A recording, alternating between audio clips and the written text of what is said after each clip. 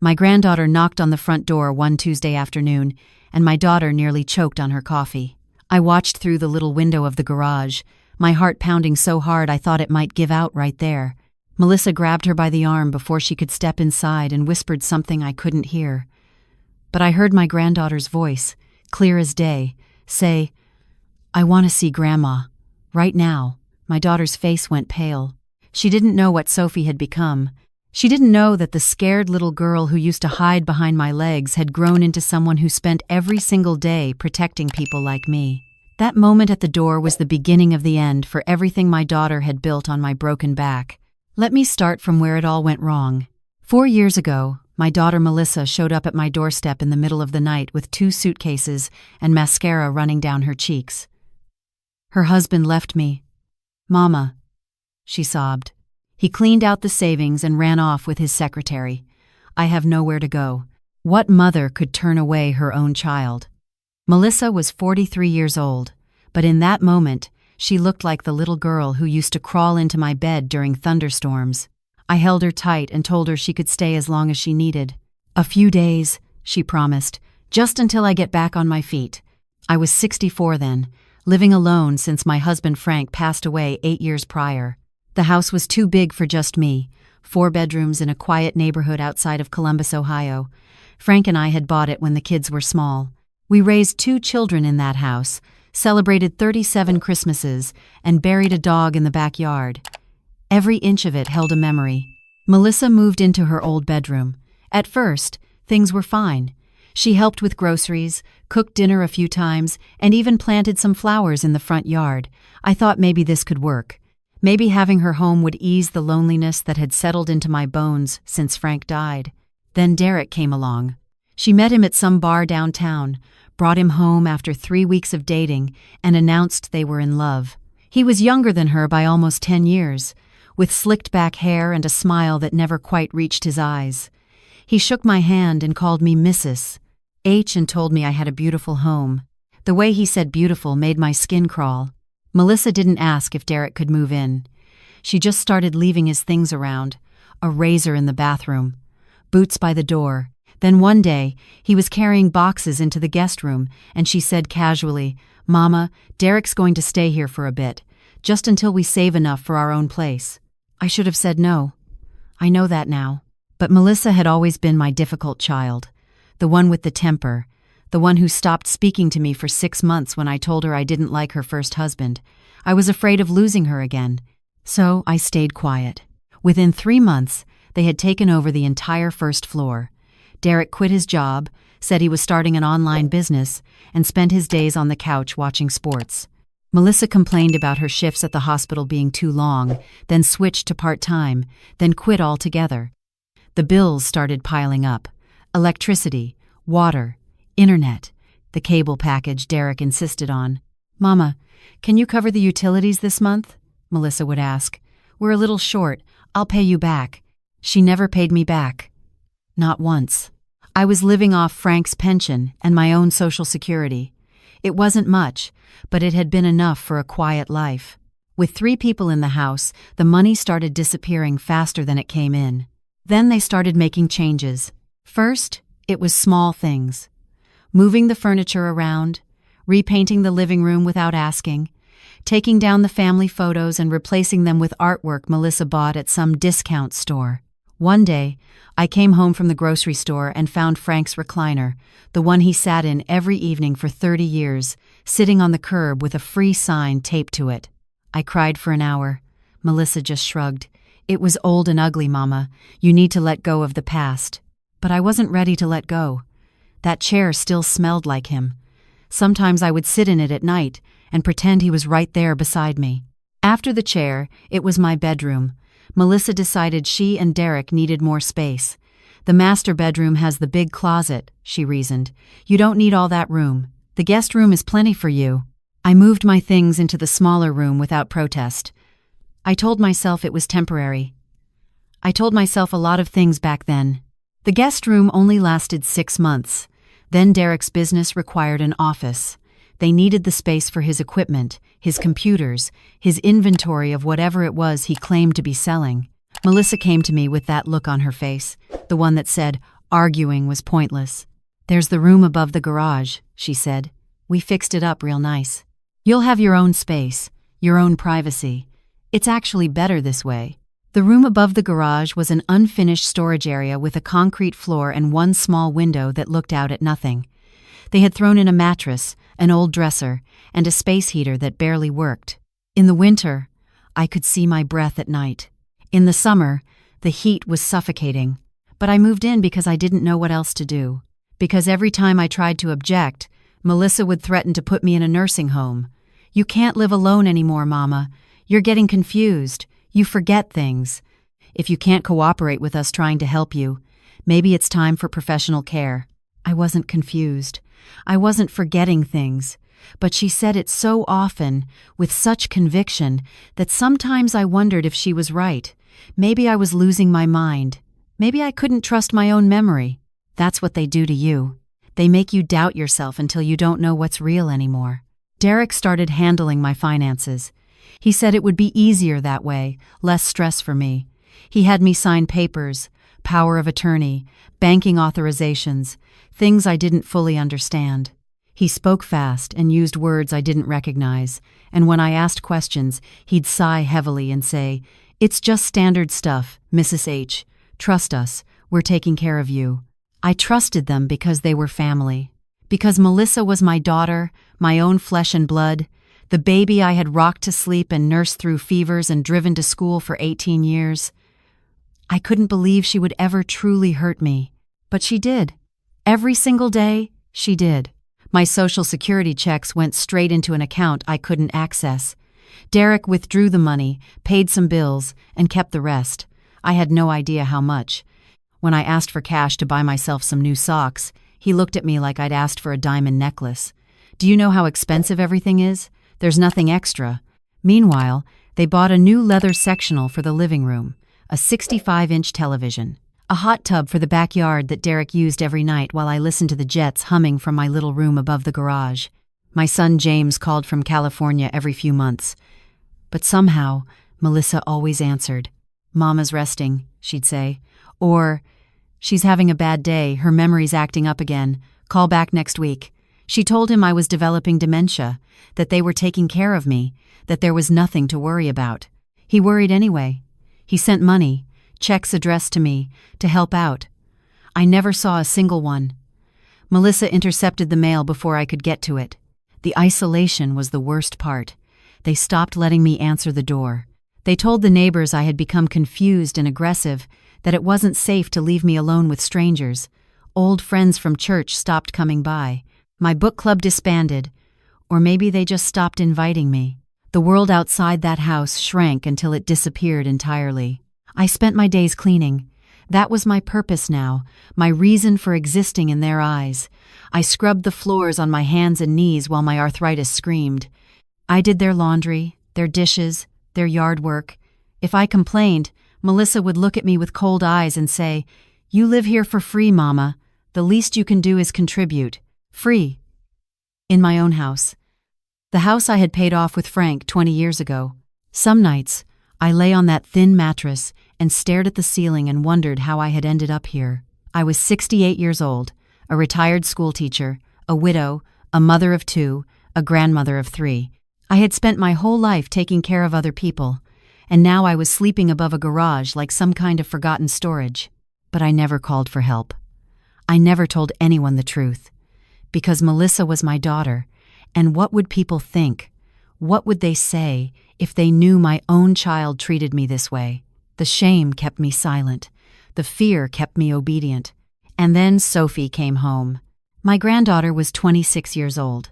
James's daughter, raised in Sacramento, a girl I had only seen in person a handful of times since she was small.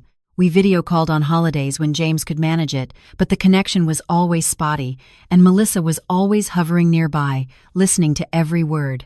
Sophie had been studying social work in graduate school, the last I heard.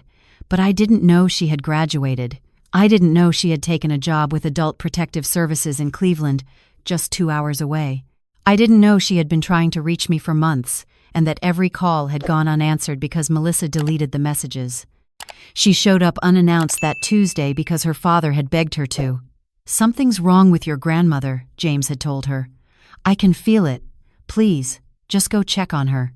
So she drove down after work, knocked on the door, and ran straight into Melissa's wall of lies. I couldn't hear everything from the garage, but I heard enough. Sophie demanding to come inside, Melissa blocking the doorway, Derek appearing behind her with his arms crossed, and then Sophie's voice, sharp and clear. "I'm not leaving until I see her." They finally let her into the living room. I waited in my room, heart pounding, afraid to move.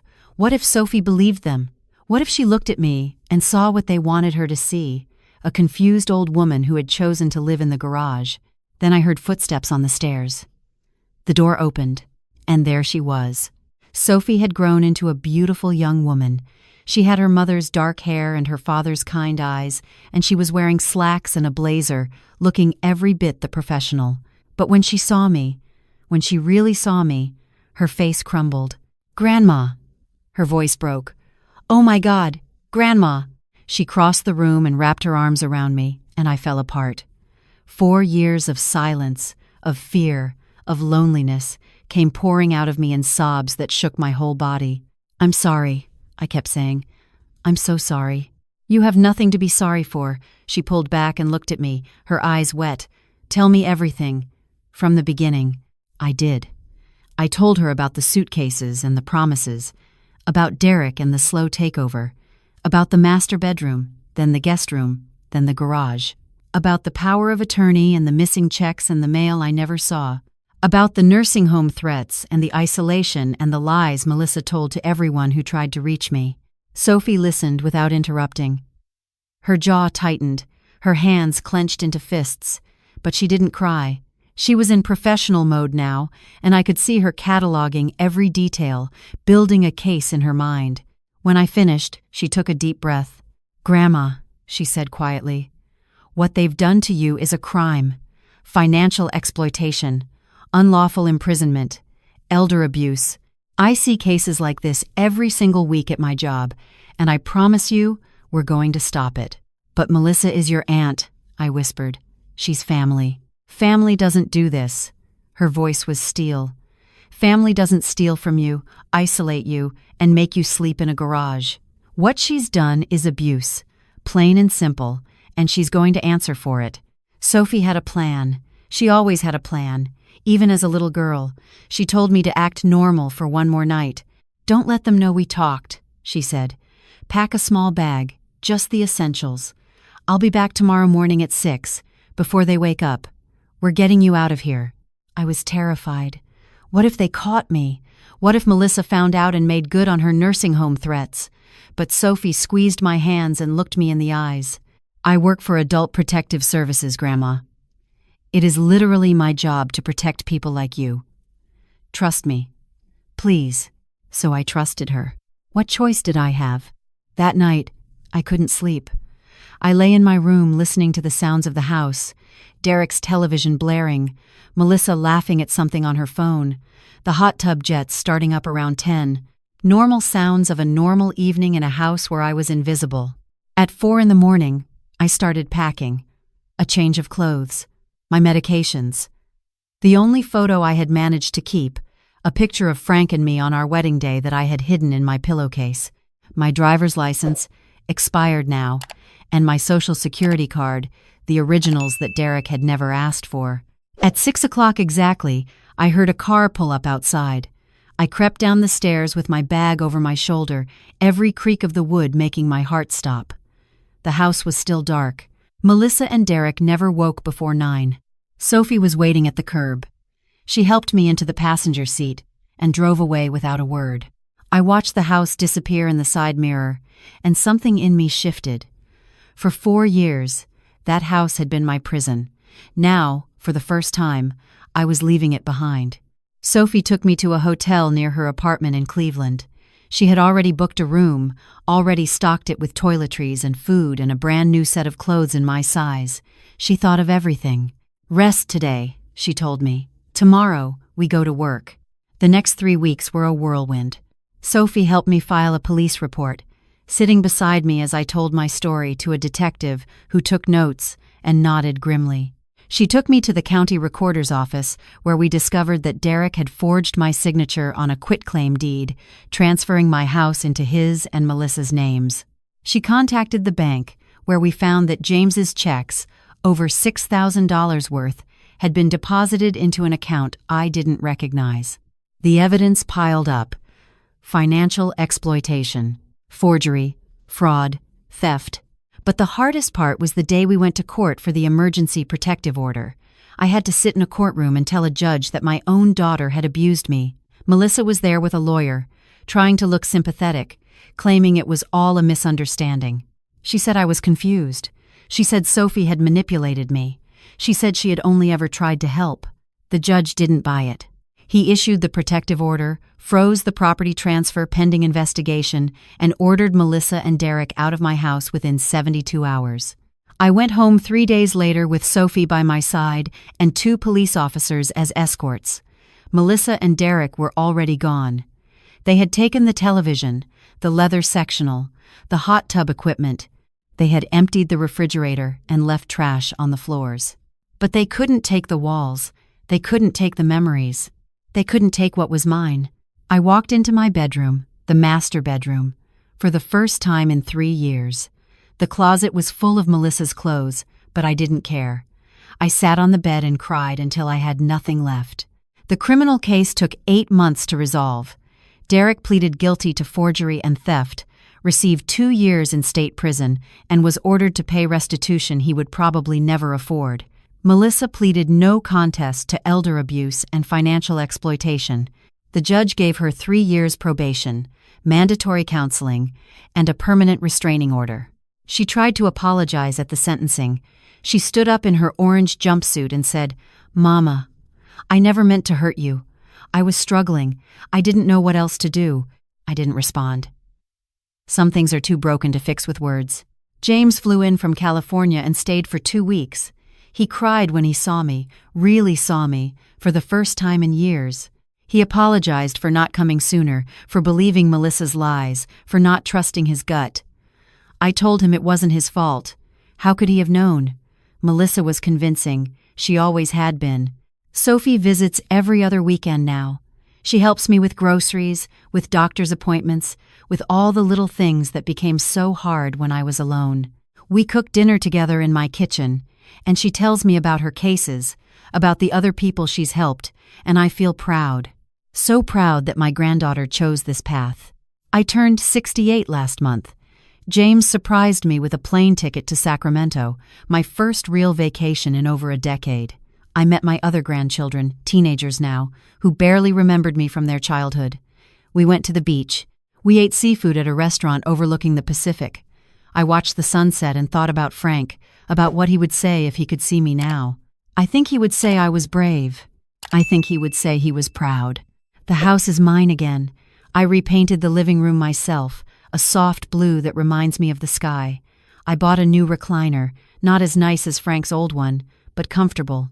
I planted roses in the backyard where the hot tub used to be. Every morning, I sit on my porch with a cup of coffee and watch the neighborhood wake up. Some of the old friends came back. They apologized for believing Melissa's stories. They said they should have checked on me, should have asked more questions. I told them it was okay. I told them abusers are good at lying.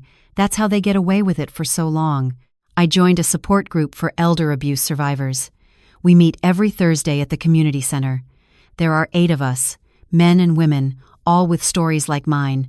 Children who stole, spouses who controlled, caregivers who exploited. We share our experiences, our anger, our grief, and slowly, we heal together. If you're listening to this and something sounds familiar, if you recognize yourself or someone you love in my story, please hear me. This is not normal. This is not how family treats each other. What they call helping is sometimes abuse. What they call protection is sometimes prison. You deserve better. You deserve to live with dignity in a place of your own choosing. You deserve to control your own money, your own mail, your own life. You deserve to see your grandchildren, your friends, your community. You deserve to be treated like a human being. There are people who can help.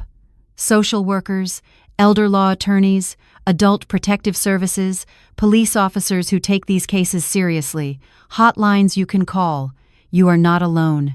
My name is Harriet, and I am 68 years old. I spent 4 years living in a garage while my daughter and her husband stole my house, my money, and my independence. I stayed silent because I was ashamed.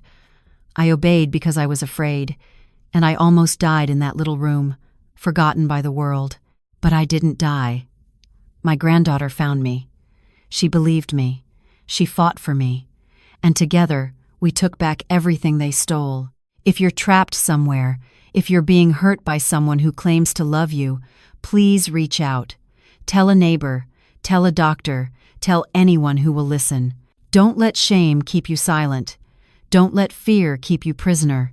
You have survived this long, and that means you're stronger than you know. Thank you for listening to my story. If it helped you, or if you know someone who needs to hear it, please share. You never know whose life you might save. This is Harriet, and I am finally free. If you liked my story and want to hear more, go ahead and subscribe to my channel. If you'd like to support me, you can do it through Super Thanks. It would mean a lot. In the comments, tell me which city you're watching from and what time it is so I can see how far my story reaches. I've added 2 more life stories on the screen, just for you. Click one now and let's keep spending time together. Much love. See you soon.